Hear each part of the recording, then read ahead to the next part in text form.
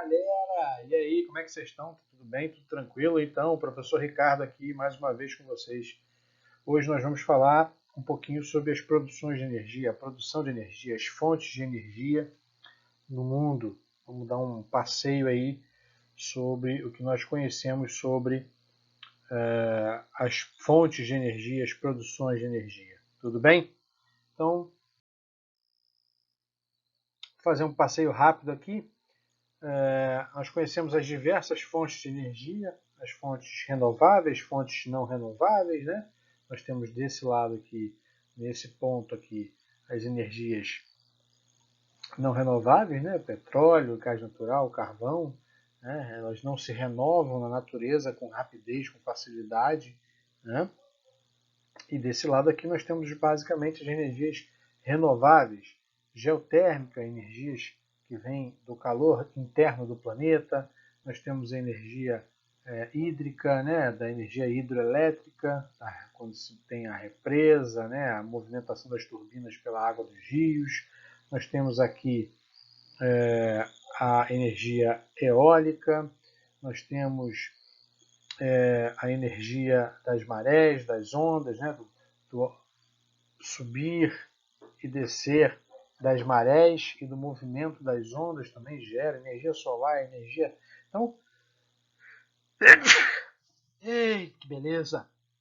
Nós temos aí uma infinidade de tipos de energia. Óbvio que em momentos diferentes elas vão ter importâncias diferentes, tá certo?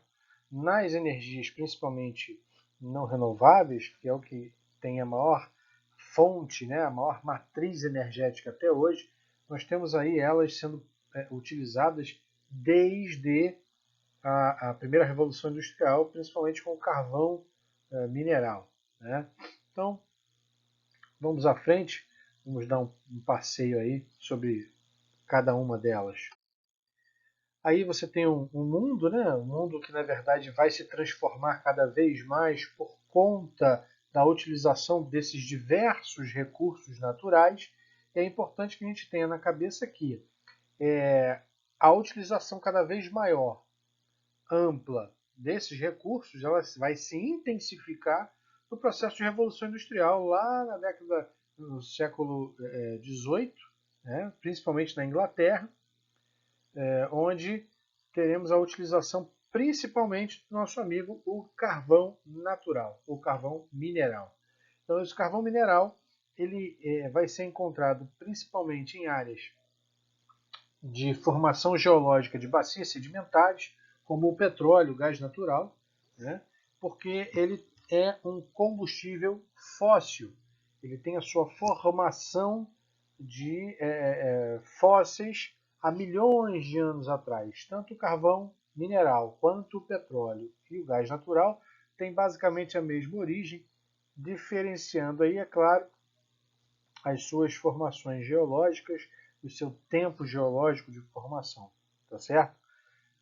Então, o primeiro a ser utilizado como fonte de energia para produzir energia é o carvão mineral na Revolução Industrial em 1750, por ali, né, meados do século XVIII, principalmente na Inglaterra. Um dos motivos, inclusive, da gente pensar o seguinte: por que a Revolução Industrial ela não ocorre em Londres, né, a capital, né, Inglaterra, né, o grande centro, e vai acontecer primeiramente em Manchester? Porque Manchester é onde nós temos concentrado grande parte das jazidas de carvão mineral, o que facilita o processo de deslocamento, né, estar próximo, um fator locacional daquele momento, estar próximo dessas fontes de energia é fundamental para o processo de desenvolvimento da indústria, da máquina, né, do motor a vapor, que era alimentado pelo carvão mineral. Isso é muito importante. O Brasil ele também vai utilizar carvão mineral durante muito tempo. É óbvio que o carvão mineral ele vai ser substituído na segunda revolução industrial, principalmente já no século XIX, pelo petróleo, mas ele é utilizado até hoje, principalmente nas siderurgias, na indústria de base, e em algumas termoelétricas também, tá? Com certeza. E o Brasil ele utiliza o carvão mineral em alguma escala. Tá? Se eu não estou enganado, ele vai de 10% a 20%, aí, diferenciando na época, no período em que ele está sendo utilizado. Tá certo? Então, o outro grande combustível fóssil, uma energia não renovável, é o petróleo, que muda completamente a cara da produção mundial e que até hoje se coloca como fonte de energia principal do mundo. Né? A matriz energética do mundo hoje ainda é baseada no petróleo. E o petróleo, na verdade, vai regular a economia mundial. O petróleo vai ser importantíssimo. O petróleo ele vai ser descoberto ali no século XIX, primeiramente, né? Ele vai ser descoberto no século XIX, vai ter grande importância na economia mundial e é ele que vai impulsionar o processo de segunda revolução industrial, que diferente da primeira revolução industrial, nós vamos ter um motor a combustão. Na primeira revolução industrial a gente tem um motor a vapor e na segunda revolução industrial nós temos aí um motor a combustão. Então o petróleo ele é fundamental nesse processo, porque é ele que vai dar força para que esse motor a combustão aconteça. Mais tarde vão se encontrar, obviamente, vão se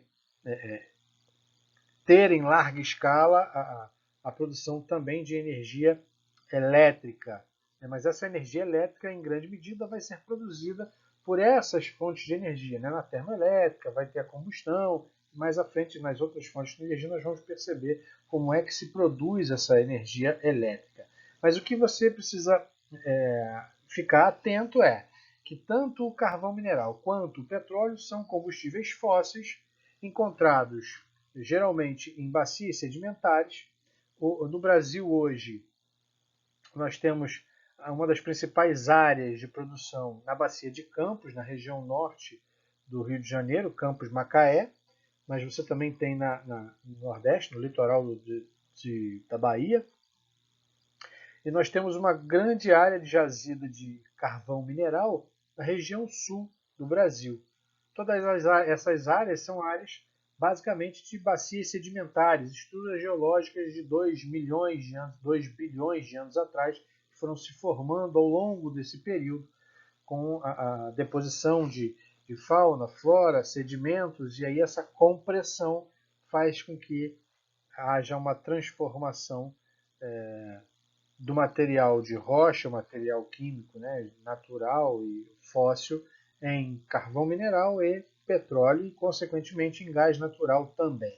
Então, esses dois são fundamentais. O petróleo é importante que a gente tenha ciência que ele é tão importante, que na década de 70, já no século XX, existe uma grande crise do petróleo, porque Israel, obviamente, depois da Guerra dos 6 Dias ali com a Arábia, não devolve parte desse território conquistado na guerra, e aí cria-se um embate econômico, político, óbvio, e aí os países do Oriente Médio, produtores de petróleo, que são em grande parte os países maiores produtores de petróleo do mundo, que fazem inclusive uma organização de países exportadores, a OPEP, que não só tem países do Oriente Médio, como também a Venezuela faz parte desse processo. Mas veja, é nesse momento que você tem a grande crise do petróleo, porque grande parte na década de 70, você já tem grande parte da matriz energética posta pelo petróleo. E aí é que eles começam a aumentar o preço do petróleo para ir contra e reivindicar os seus territórios por parte de Israel e por parte dos outros países que acabaram não se metendo, né? Estados Unidos, a Europa, ali, França, Inglaterra, né? Não se metem, não, tá tudo bem, tá tudo certo, deixa lá, porque como Israel era parceiro comercial deles, era vantajoso ter o controle desse território. Então, a crise do petróleo foi fundamental ali na metade do século XX. Tá? Outra fonte de energia importante é a hidroeletricidade. Essa usina é a usina de Itaipu, ali na região do Planalto Meridional brasileiro, pega a bacia do Uruguai, a bacia do Rio Paraná, que vai se juntar com o Rio Uruguai e tudo mais, é uma usina binacional, né? Então, veja, ela por muito tempo foi a maior usina hidrelétrica do mundo. Depois veio na China a usina de Três Gargantas e mais tarde está sendo construída no Brasil uma outra usina hidrelétrica que pode assumir a terceira posição de maior usina do mundo. A produção de energia elétrica a partir da água, né, da barreira de água, a água passa. Você tem aqui, na verdade, essa área é a área do reservatório, tá? Onde essa água fica represada e passa pelas turbinas.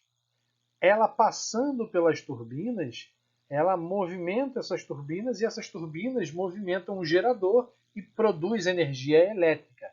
Então veja, aqui é só um vertedouro para que a água não transborde. Há um controle. Então, em alguns momentos, nós podemos achar fotos que aqui tenha muita água ou aqui tenha com portas fechadas e esteja saindo água parcialmente, mas depende do volume do reservatório. Aqui estão as turbinas, nesse pedaço, e aqui realmente é que se produz a energia elétrica. Tá? É importante a gente ficar ciente disso e aí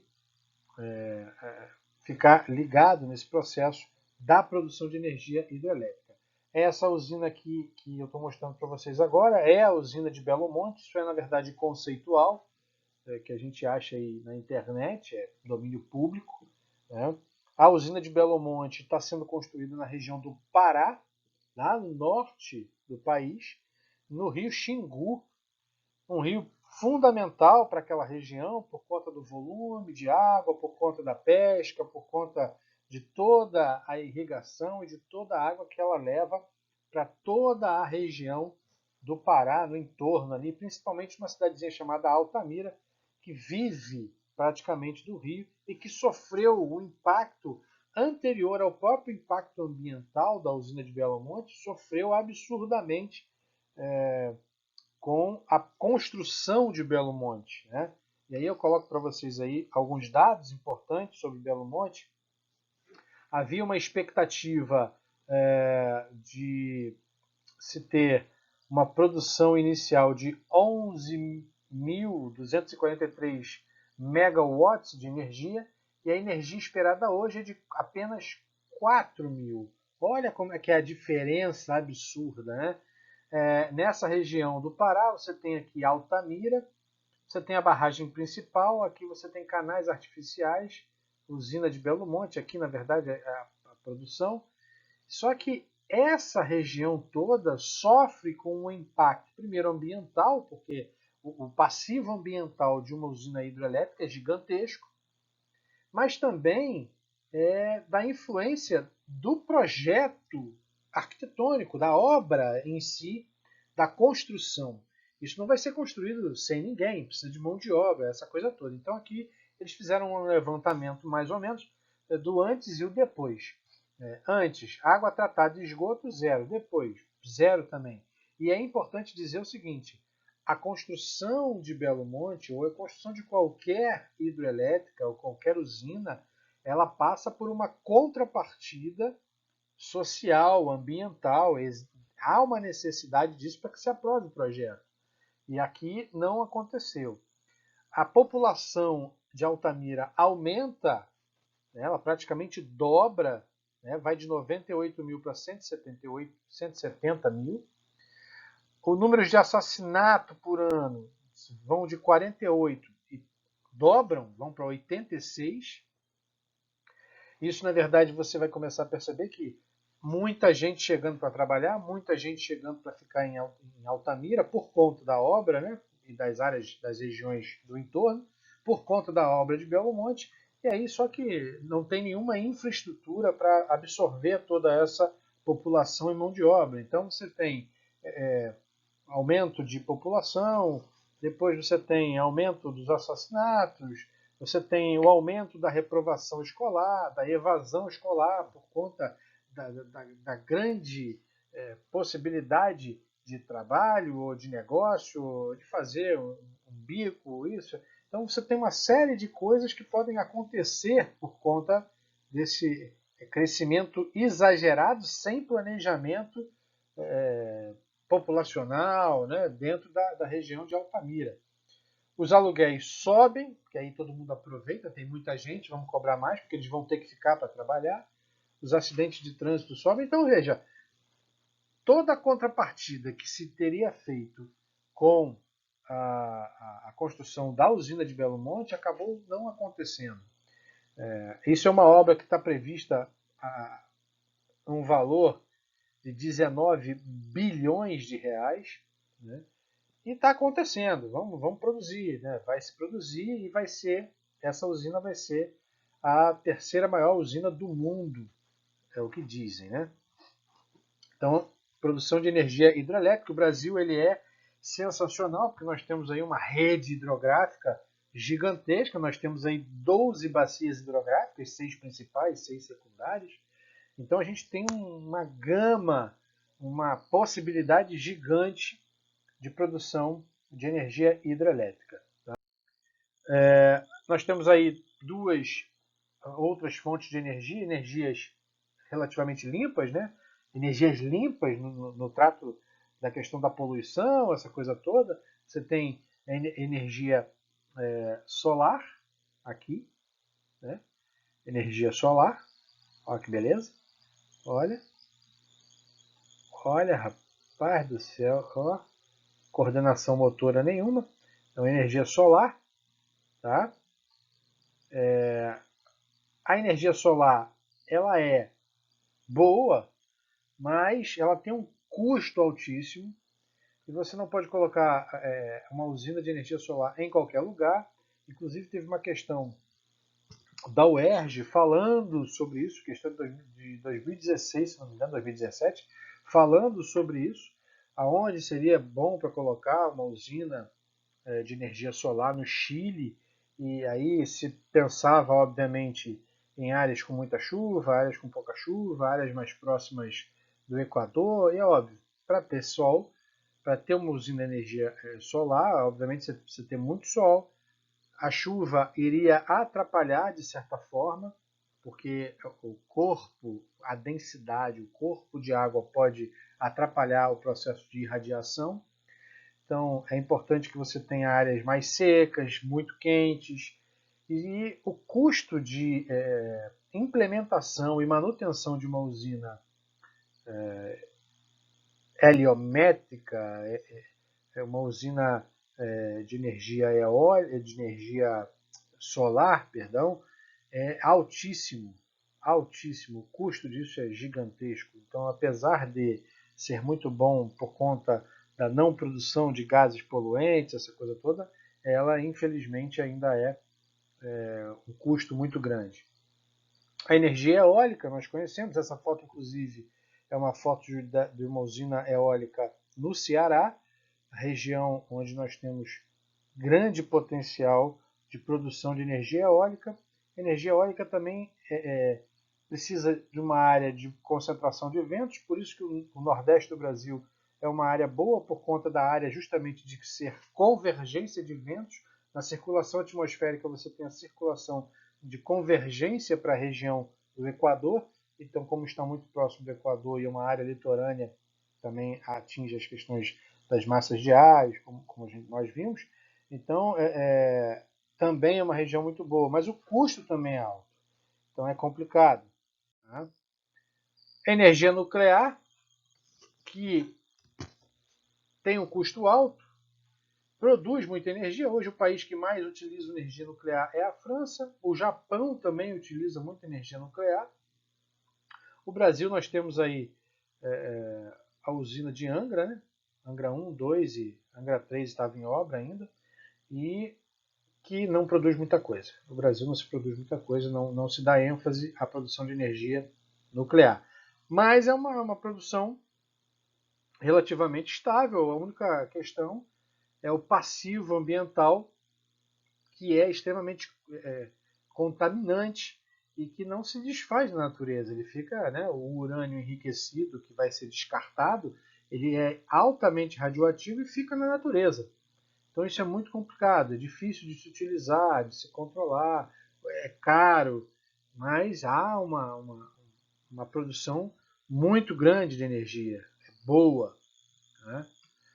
Nós temos também a biomassa. Né? A biomassa é toda a energia que vai ser produzida a partir de matéria orgânica, madeira, restos de produtos agrícolas, né? Cana, soja, tudo isso que pode ser queimado e pode ser inclusive queimado nas termoelétricas para a produção. Então, a utilização de matéria orgânica para a queima e a formação e a produção de energia. Tem um filme Mad Max, não o novo, o antigo, que eu sou velho, cabelo branco, barba branca, sou velho. O filme Mad Max é a Cúpula do Trovão. A cidade onde o Mad Max vai, toda a energia é produzida a partir de esterco de porco. Isso, os caras estão pensando isso na década de 80, imagina. Isso já é antigo, não é uma produção nova. Só que isso também requer muita matéria, né? Muita matéria orgânica, né? Então isso também vai acontecendo ao longo do tempo, tá certo? A questão da água no mundo, nós temos a água no planeta. É importante dizer, a água do planeta ela é a mesma água desde a época da formação do planeta, tá? Por favor, não pense que a água evapora e vai embora. É a mesma água.